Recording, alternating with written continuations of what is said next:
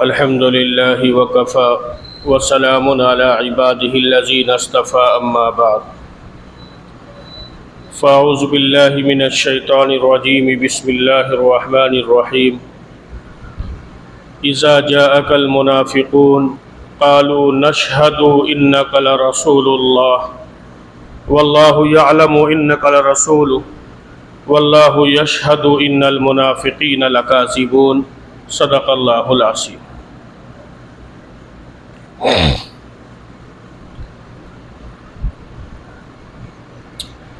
منافق اصل میں اس کو کہتے ہیں کہ جو دو چہرے والا ہو، اس کو منافق کہتے ہیں۔ اور منافق یہ سورہ منافقون کی ابتدائی آیت ہے جو میں نے آپ کے سامنے پڑھی، اور یہ قرآن کریم کی چھوٹی سورتوں میں سے ایک سورت ہے سورہ منافقون، جس میں کچھ 11 آیات ہیں، اور ایک خاص واقعے اور پس منظر میں اللہ تبارک و تعالی نے اس سورت کو نازل کیا ہے۔ چنانچہ پوری سورت کا پس منظر اگر دیکھیں تو اسے واقعے کے ارد گرد یہ پوری سورت گھومتی۔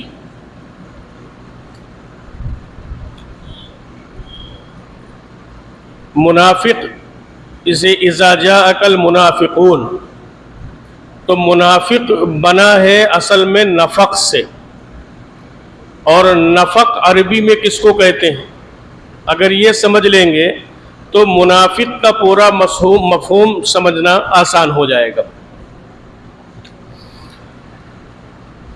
اب اس زمانے میں سرنگیں بنائی جاتی ہیں، اور جو سرنگ بنائی جاتی ہے تو ان سرنگوں میں ایک جانے کا راستہ ہوتا ہے اور ایک نکلنے کا راستہ ہوتا ہے، اور جو جانور اپنے بل بناتے ہیں، سوراخ بناتے ہیں زمین کے اندر، اپنا آشیانہ بناتے ہیں، ٹھکانہ بناتے ہیں، تو عام طور پر جو جانور سوراخ بناتے ہیں زمین کے اندر رہتے ہیں اور اس کو کھودتے ہیں، اس میں جاتے ہیں، تو ان کا ایک ہی راستہ ہوتا ہے، وہی جانے کا اور وہی نکلنے کا۔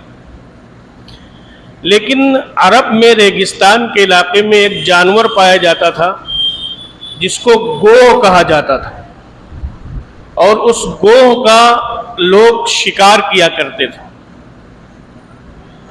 گوہ موٹا ہوتا ہے، لیکن اس کی اگر شکل و صورت کو آپ سمجھیں تو وہ چھپکلی جیسا ہوتا ہے، یعنی اس کے مشابہ ہوتا ہے، لیکن بڑا ہوتا ہے اور موٹا ہوتا ہے، لوگ اس کا شکار کرتے تھے۔ تو جو گوہ اپنا بل بناتا تھا عام جانوروں کے مقابلے سے الگ ہٹ کر، تو وہ گویا سرنگ زمین کے اندر بناتا تھا، اور وہ سرنگ بہت لمبی بناتا تھا، اور اس کے 2 راستے ہوتے تھے۔ ایک راستے سے وہ جاتا تھا اور دوسرے راستے سے وہ نکلتا تھا۔ تو عربی میں اصل میں گوہ کے سوراخ کو نفق کہتے ہیں۔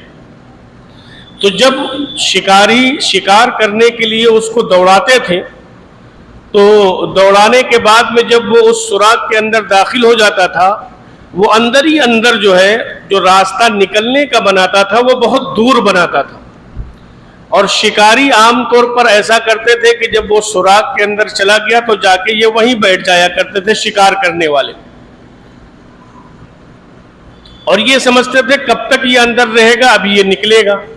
لیکن گویا وہ دھوکہ دیتا تھا کہ ایک راستے سے جاتا تھا اور دور دوسرے راستے سے نکل جاتا تھا۔ تو عربی میں اصل میں منافقون اس کا مادہ نفق ہے، اور نفق کہتے ہیں اس بل کو جو گوہ بناتا ہے جس کے 2 راستے ہوتے ہیں۔ تو گویا منافق کے بھی 2 چہرے ہوتے ہیں، ایک چہرہ لوگوں کے سامنے ہوتا ہے اور ایک چہرہ لوگوں سے الگ ہٹ کر ہوتا ہے۔ ایک چہرہ تو یہ ہوتا ہے فون کرتا آدمی، اور حضرت اور محترم کیسے ہیں آپ، اور ایک دوسرا چہرہ یہ ہوتا ہے کہ جب وہ آپ سے گفتگو نہیں کر رہا ہوتا ہے، کہیں اور بیٹھا ہوتا ہے، تو پھر اس کی گفتگو کا انداز بدلا ہوتا ہے۔ اللہ تعالی ہم سب کی ان چیزوں سے حفاظت فرمائے۔ قرآن اور حدیث کے حوالے سے ہمیں یہ پتہ چلتا ہے کہ اگر کوئی شریف آدمی ہوگا اور دین کی ذرا سی بھی جھلک اس کے اندر ہوگی تو وہ دو منہ والا آدمی نہیں ہوگا، اور جو دو منہ والا آدمی ہوگا تو پھر وہ شریف آدمی اور دیندار نہیں ہوگا۔ اب ہم یہ کہہ سکتے ہیں کہ وہ نماز بھی پڑھ رہا ہے، وہ حج اور عمرے بھی کرتا ہے، وہ زکوٰۃ بھی دیتا ہے، تو ہم اس سے آگے آپ سے بتاتے ہیں کہ عبداللہ بن ابی ابن سلول جو منافقوں کا سردار تھا وہ بھی نماز پڑھتا تھا، وہ بھی زکوٰۃ دیتا تھا، اور آگے بڑھ کر ہم سے اور آپ سے زیادہ کام کرتا تھا، غزوات میں شریک ہوتا تھا حضور کے ساتھ۔ تو یہ دلیل نہیں ہوئی کہ آدمی نماز پڑھتا ہے، زکوٰۃ دیتا ہے، حج کرتا ہے تو وہ بہت شریف اور دیندار آدمی ہو جائے۔ دیندار ہونے کا مطلب یہ ہے کہ ان تمام برائیوں سے اپنے آپ کو بچاتا ہو جن برائیوں سے بچنے کا اللہ نے اور اللہ کے پیغمبر حضرت محمد صلی اللہ علیہ وسلم نے حکم دیا۔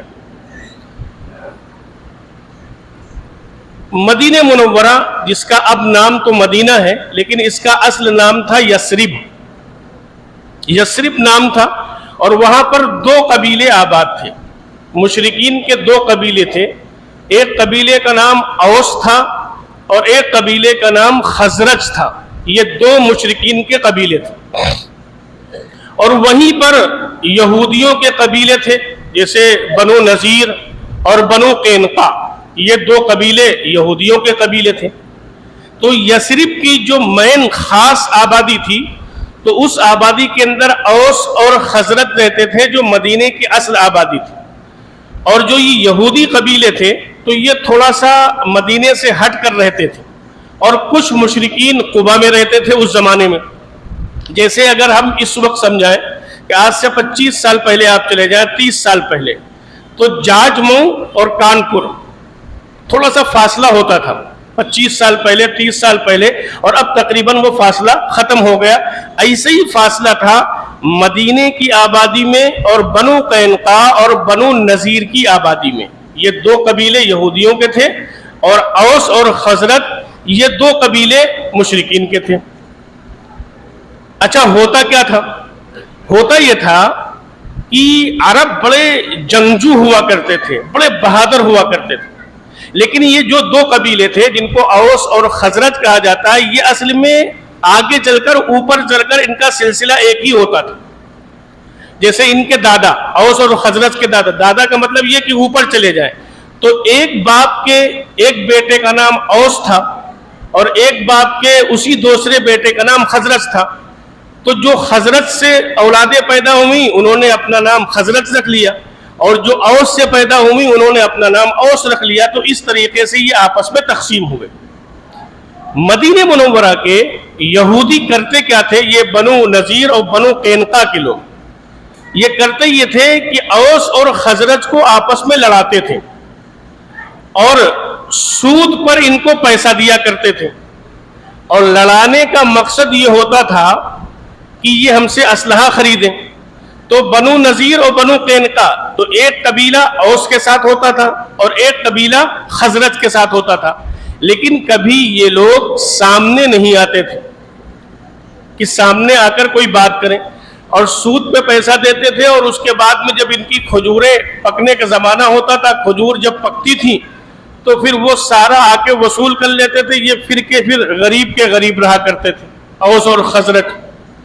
کبھی کبھی ان کے دل میں یہ خیال آتا تھا کہ یار ایک زمانے سے ہم لڑ رہے ہیں اور ہمارے اتنے لوگ جو ہے وہ قتل ہو گئے، تو ایسا کریں کہ وہ اب لڑائی کو ختم کر لیں۔ اوس اور خزرج آپس میں یہ سوچتے تھے، لیکن پھر بنو قینقاع اور بنو نذیر میں سے کوئی یہودی آ کر پھر اکساتے تھے، پھر یہ لڑتے تھے، تو یہ سلسلہ گویا ان کا جاری رہا آپس کی لڑائی کا۔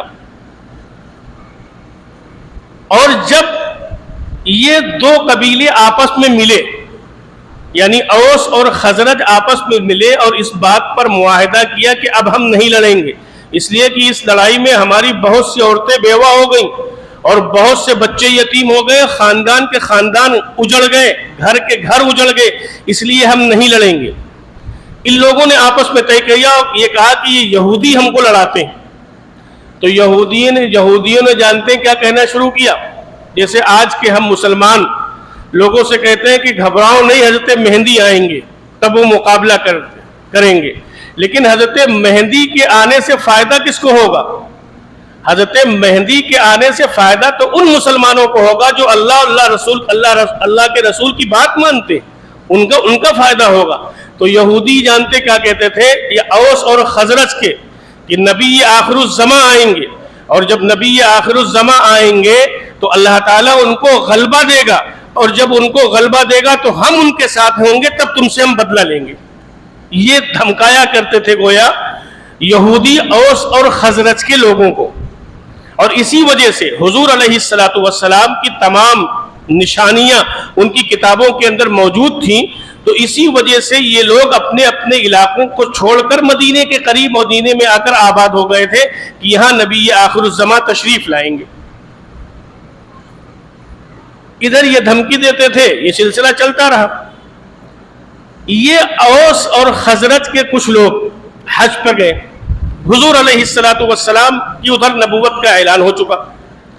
اب جب یہ حج کو گئے تو حضور علیہ السلام اس موقع پر جو مکے کے باہر سے لوگ آیا کرتے تھے، خفیہ طور پر خاموشی سے جا کر ان سے ملا کرتے تھے اور ان سے یہ بتلایا کرتے تھے کہ میں نبی آخر الزماں ہوں اور اللہ نے مجھے نبوت دی ہے. یہ حضور بتلایا کرتے تھے تاکہ لوگ اسلام کو قبول کر لیں. اور اس وقت مکہ میں مخالفت بہت تھی، اس لیے چھپ کر یہ کام جناب رسول اللہ صلی اللہ علیہ وسلم کیا کرتے تھے. اب جب یہ مدینے کے لوگ، یثرب کے لوگ حج کو جب گئے اور حضور علیہ السلام جب ان کے پاس پہنچے اور ان کو یہ بتلایا حضور نے کہ میں نبی آخر الزماں ہوں، اللہ نے مجھے نبی بنایا ہے، تو ان کے ذہن میں وہ یہودیوں کی بات آ گئی کہ یہودی کہتے ہیں کہ نبی آخر الزماں آئیں گے، اللہ ان کو غلبہ دیں گے اور ہم ان کے ساتھ مل کر تمہارا مقابلہ کریں گے. تو ان مدینے والوں کی یہ ذہن میں آیا کہ ہم یہودیوں سے پہلے حضور کے ساتھ ہو جائے. اب چونکہ یہ بات تو مسلم ہے کہ نبی آخر الزماں آئیں گے، تو اس لیے ان لوگوں نے حضور علیہ السلام کے ہاتھ پر مکہ میں بیعت کی، کلمہ پڑھا اور مسلمان ہو گئے. اب اس کے بعد چلے گئے. جب اگلے سال پھر آئے تو کچھ اور لوگوں کو لے کر آئے، مدینے کے کچھ اور لوگوں کو لے کر آئے، اوس اور خزرج کے لوگ، بڑی تعداد میں لوگ مسلمان ہو گئے. تو پھر ان لوگوں نے یہ کہا کہ آپ ہمارے ساتھ کوئی معلم بھیج دیجئے، کوئی استاد بھیج دیجئے جو ہم کو پڑھائے. یہ حضور علیہ السلام سے یہ بات اوس اور خزرج کے لوگوں نے کہی کہ آپ ہمارے ساتھ کسی کو بھیج دیجئے. ادھر حضور علیہ السلام نے بھیج دیا. اور اس کے بعد میں اب اوس اور خزرج کے بڑی تعداد میں لوگ مسلمان ہوتے رہے. کسی کا شوہر مسلمان ہو گیا، کسی کی بیوی مسلمان ہو گئی، 2 بھائی ہیں تو ایک بھائی مسلمان ہو گیا، کسی کا باپ مسلمان ہو گیا. اب جب وہ تیسرے سال حج کو آئے تو حضور علیہ السلام سے ان لوگوں نے کہا کہ آپ ہمارے یہاں تشریف لائے. اب میں اس واقعے میں آگے بڑھنے سے پہلے ایک بات آپ کو اور عرض کر دوں کہ ادھر آپس کی جنگ ہوتی تھی اوس و خزرج کی. یہودی سازش کرتے تھے. عبداللہ ابن ابی ابن سلول یہ یہودی نہیں تھا بلکہ یہ اسی مشرک قبیلے خزرج قبیلے سے تھا. عبداللہ ابن ابی خزرج قبیلے کا تھا.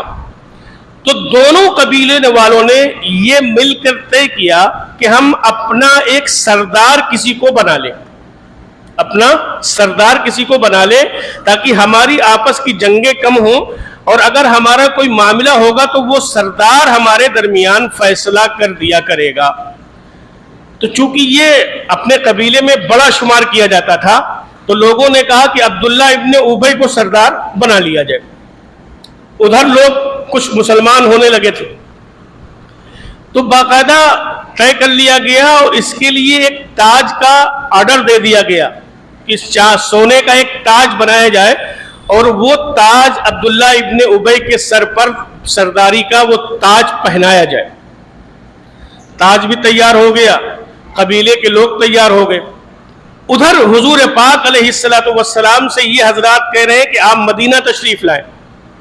تو اسی خزرج کے قبیلے کے ایک صحابی تھے حضرت عباس رضی اللہ تعالیٰ عنہ. ایک حضرت عباس تو حضور کے چچا ہیں، لیکن یہ وہ حضرت عباس ہیں جو مدینے کے رہنے والے تھے.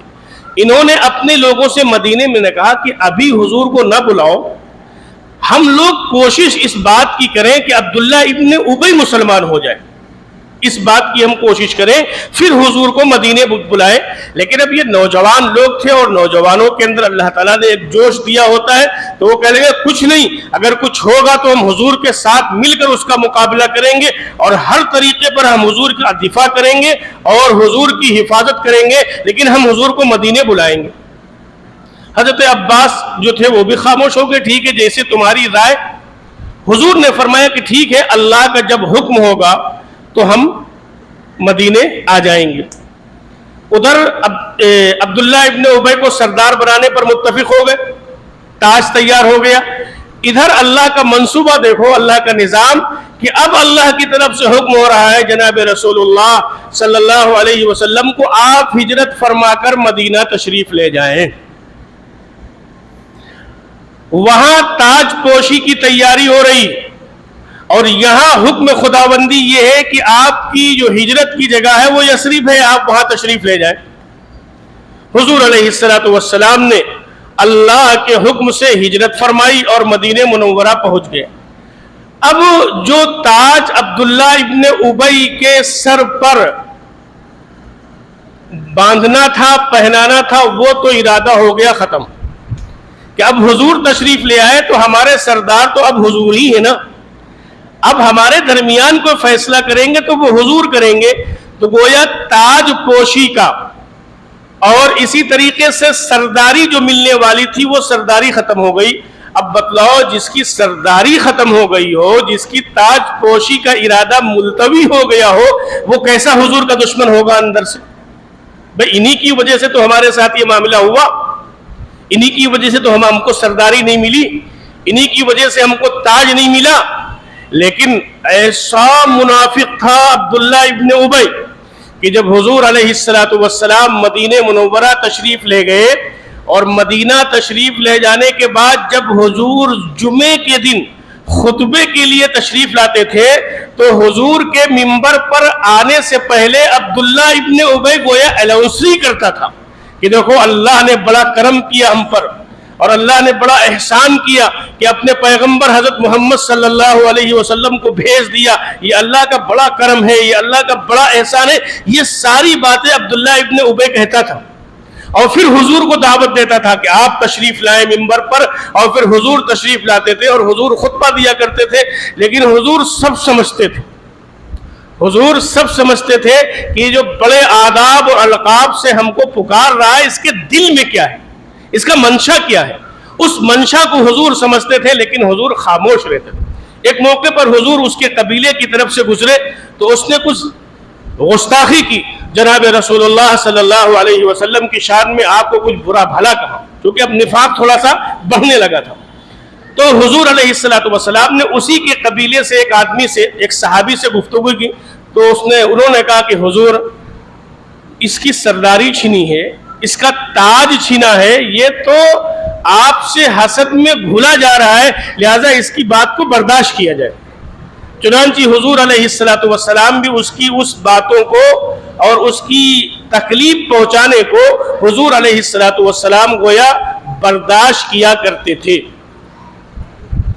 اچھا، ایک طرف تو یہ ہوتا تھا کہ جمعے میں اللہ کے رسول آ گئے اور اللہ نے ہم پر بڑا احسان کیا، اور دوسری طرف یہ ہوتا تھا کہ اپنے افراد بناتا تھا، اور اپنے افراد بناتا تھا. اور کتنے افراد اس نے بنا لیے ہیں؟ جیسے کوئی وزیر اعظم بننے والا ہو تو اس کے آگے پیچھے لوگ لگنے لگتے ہیں نا، ہو سکتا ہے ہم کو کیبنٹ میں شامل کر لے. اب وہاں وہ نعرہ تو دے رہا تھا نا، برے دن کو اگر کوئی اچھا دن کہنے لگے تو وہی حال وہاں بھی تھا کہ برے دن کو وہ اچھا دن کہہ رہا تھا. تو عبداللہ ابن ابی کی منافقت کا حال جانتے ہیں کیا؟ کتنے لوگ اس کے ساتھ تھے؟ غزوہ بدر میں مسلمان 313 تھے، کفار 1000 تھے. لیکن جب غزوہ احد ہوا ہے، جب غزوہ احد ہوا تو مسلمان 1000 تھے اور کفار 3000 تھے. حالانکہ تعداد بڑی تھی، لیکن عبداللہ ابن ابی یہی جو حضور کے آنے سے پہلے الاؤنسری کیا کرتا تھا، اسی غزوہ احد میں اپنے 300 لوگوں کو لے کر واپس ہو گیا کہ ہم مقابلہ نہیں کریں گے۔ گیا کس کے ساتھ تھا؟ حضور کے ساتھ گیا تھا غزوے میں شامل ہونے کے لیے، لیکن اپنے 300 لوگوں کو لے کر واپس ہو گیا کہ ہماری بات نہیں مانی گئی، اس لیے ہم اس جنگ میں شامل نہیں ہوں گے۔ تو اب مسلمان کتنے بچے؟ 700 بچے، 1/3 مجمع لے کر عبداللہ ابن ابی واپس ہو گیا تھا۔ تو اس طریقے سے اس کے ساتھ بھی لوگ شامل تھے اور اس کے ساتھ بھی لوگ رہا کرتے تھے۔ ادھر وہ اب حضور علیہ السلام کے سامنے اپنے آپ کو حضور کا بڑا ہمدرد بنا کر پیش کرتا تھا، ادھر یہودیوں سے مل کر اور جو اس کے اپنے لوگ تھے ان سے مل کر حضور علیہ السلام کے خلاف وہ سازش کیا کرتا تھا اور منصوبہ بنایا کرتا تھا، اور حضور علیہ السلام کو گویا نعوذ باللہ جو ہے ڈاؤن کرنے کے لیے پلان کرتا تھا عبداللہ ابن ابی۔ اب میں نے شروع میں ایک بات کہی تھی، اس وقت چوکنا ہوئے تھے آپ، ابھی تک حضور کے پیچھے نماز بھی پڑھتا تھا، حضور کے پیچھے جمعہ بھی پڑھتا تھا، زکوٰۃ بھی دیتا تھا، اور غزوات میں بھی شریک ہوتا تھا۔ غزوہ احد میں شامل نہیں ہوا، اس کے بعد بھی کچھ غزوات ہوئے، اس غزوات میں بھی وہ شامل ہوا عبداللہ ابن ابی، لیکن کیا تھا؟ دل میں نفاق تھا۔ حضور علیہ السلام کے سامنے 2 چہرے بنا کر وہ پیش کرتا تھا، اور پھر وہ وقت آیا کہ اللہ تبارک و تعالی نے جب سورہ منافقون نازل فرمائی، اور سورہ منافقون نازل کرنے کے بعد نازل جب ہوئی ہے تو پھر اللہ کے پیغمبر حضرت محمد صلی اللہ علیہ وسلم نے مسجد نبوی میں آپ تشریف فرماتے، صحابہ اور تمام لوگ بیٹھے تھے، اور حضور نے فرمایا اے اٹھو تم منافق ہو، مسجد سے باہر نکلو، اے اٹھو تم منافق ہو، مسجد سے باہر نکلو۔ تو گویا جتنے منافق تھے جناب رسول اللہ صلی اللہ علیہ وسلم نے ایک ایک منافق کو اٹھا کر مسجد نبوی سے باہر کر دیا تھا اس سورت کے نازل ہو جانے کے بعد میں۔ لیکن اس سورت کے نازل ہونے سے پہلے حضور علیہ السلام نے ان منافقین کے ساتھ کوئی ایسا رویہ اختیار نہیں کیا، بلکہ ایک موقع پر حضرت عمر رضی اللہ تعالیٰ عنہ نے کہا کہ آپ اجازت دیں تو عبداللہ ابن ابی کی گردن اڑا دیں ہم۔ تو حضور نے فرمایا اے عمر خاموش رہو۔ تو حضرت عمر نے کہا کہ اگر آپ مجھے اجازت نہ دیں تو اس کے قبیلے کے لوگوں کو اجازت دے، وہ اس کی گردن اڑا دے۔ تو حضور نے فرمایا لوگ یہ کہیں گے، حضور نے اس موقع پر فرمایا تھا کہ لوگ یہ کہیں گے کہ محمد صلی اللہ علیہ وسلم اپنے ساتھیوں کو مرواتے ہیں۔ کیوں؟ ابھی تک یہ اپنے آپ کو مسلمان کہتا تھا، نماز پڑھتا تھا، زکوٰۃ دیتا تھا، اور حضور کے ساتھ غزوات میں شامل ہوتا تھا، اور کوئی احکام نازل نہیں ہوا تھا۔ اس لیے حضور نے فرمایا کہ جو مدینے سے باہر لوگ ہیں، جو اس کی خرافات سے واقف نہیں ہیں، وہ یہ کہیں گے کہ محمد صلی اللہ علیہ وسلم اپنے ساتھیوں کو مرواتے ہیں۔ اس لیے حضور صلی اللہ علیہ وسلم نے فرمایا خاموش رہو، ابھی اس کے ساتھ کوئی معاملہ نہیں کیا جائے گا۔ وقت بھی ہو رہا ہے بہرحال، اور یہ واقعہ مجھے لگتا ہے تھوڑا سا تفصیلی ہے۔ تو نفاق، ایک بات اور سمجھ لیں، جسے بعض لوگ ہمارے یہاں آج بہت بڑا المیہ ہے، ہم سمجھتے ہیں بہت حساسیت کی بات ہے اس دور میں، کہ حضرات صحابہ کرام رضوان اللہ تعالیٰ عنہم اجمعین، اللہ تبارک و تعالیٰ نے ان کو چنا ہے اور ان کو انتخاب فرمایا ہے۔ اگر کوئی شخص کسی صحابی کو صحابی نہیں مانتا ہے تو پھر جو جی چاہے وہ کہے، لیکن اگر صحابی مانتا ہے تو صحابیوں کے ساتھ اللہ تبارک و تعالیٰ کا یہ وعدہ ہے کہ وَكُلًّا وَعَدَ اللَّهُ الْحُسْنَى، کہ تمام صحابہ جنتی ہیں۔ اب ان کا آپس میں کیا معاملہ ہوا، آپس میں کیا اختلاف ہوا، پھر ہمیں کچھ کہنے کا حق نہیں ہے۔ اور صحابہ قرآن کا مضمون ہے، صحابہ قرآنی شخصیات ہیں، اس لیے صحابہ کو ہم روایات کے ذریعے سے اور صحابہ کو ہم تاریخ کے ذریعے سے نہیں پرکھیں گے، اس لیے کہ صحابہ قرآنی شخصیت ہیں، تو ان کو ہم قرآن سے سمجھیں گے، اور قرآن ان کے بارے میں کہتا ہے رحماء بینہم وکلا وعد اللہ الحسنى۔ اب ان میں سے بعض لوگ یہ کہتے ہیں کہ صحابہ میں منافق تھے، جو میں نے ابھی نفاق کا تذکرہ کیا، صحابہ میں منافق نہیں تھے، بلکہ انہوں نے لوگوں کو دکھلانے کے لیے کلمہ پڑھا ہوا تھا، لیکن جب سورہ منافقون اللہ تبارک و تعالی نے نازل فرما دی تو منافق ایک طرف ہو گئے اور صحابہ ایک طرف ہو گئے، گویا دونوں طبقے علیحدہ علیحدہ ہو گئے۔ عبداللہ ابن ابی، جس کے بارے میں یوں آتا ہے کہ یہ منافقوں کا سردار تھا، یہ منافقوں کا سردار تھا، اور اللہ تبارک و تعالی نے اس صورت میں سورہ منافقین میں اسی کا تذکرہ کیا ہے، اور اس کے کرتوتوں کا اللہ تبارک و تعالی نے تذکرہ کیا ہے کہ یہ کس کس طریقے سے مسلمانوں کے خلاف اور خود نبی صلی اللہ علیہ وسلم کے خلاف سازشیں کیا کرتا تھا۔ تو بہرحال بات یہاں تک تقریباً آئی عبداللہ ابن ابی اور منافقوں کے حوالے سے، تو باقی انشاءاللہ اگلے جمعے کو اس سلسلے کو پورا کیا جائے گا، لیکن ہم اور آپ یہ طے کریں کہ ہم انشاءاللہ اپنے آپ کو ایک ہی چہرہ بنا کر لوگوں کے سامنے پیش کریں گے، دو چہرے والا اور دو منہ والا نہیں بنیں گے، گوہ کے بل والے ہم نہیں بنیں گے، نفق گوہ کے بل والے نہیں بنیں گے، بلکہ ابو بکر اور عمر اور عثمان اور علی، حسن اور حسین، معاویہ جیسے ہم بنیں گے، کہ جیسے یہ مخلص صحابہ تھے کہ جو بات صحیح ہوتی تھی وہ صحیح بات کہا کرتے تھے، آپس میں ایک دوسرے کو لڑایا نہیں کرتے تھے، آپس میں ایک دوسرے سے بدگمان نہیں کیا کرتے تھے، آپس میں ایک دوسرے کی غیبتیں اور برائیاں نہیں کیا کرتے تھے۔ معلوم یہ ہو کہ ہمارے آپ کے تعلقات تو اچھے رہیں، لیکن ہم یہ چاہتے ہیں کہ دوسرے کے آپ سے تعلقات اچھے نہ رہیں، تو اس لیے جا کر لگائی بجھائی کرنا